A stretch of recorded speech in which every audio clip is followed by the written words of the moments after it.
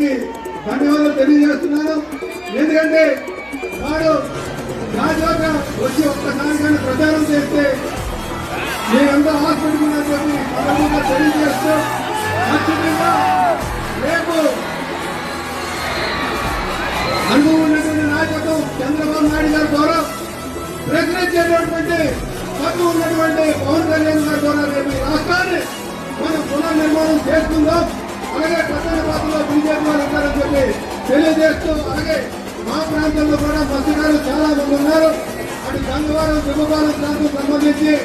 వారు కూడా మీకు ఎదురు చూస్తున్నారని చెప్పి ఈ సందర్భంగా తెలియజేస్తూ, ఖచ్చితంగా ఉమ్మడి కోటిన్నర లక్ష్యాలు ఏవైతే ఉన్నాయో అవి ఖచ్చితంగా మేము అధినాయకుల యొక్క ఆలోచన అనుభవంగా నడుస్తామని చెప్పేసి తెలియజేస్తూ, అలాగే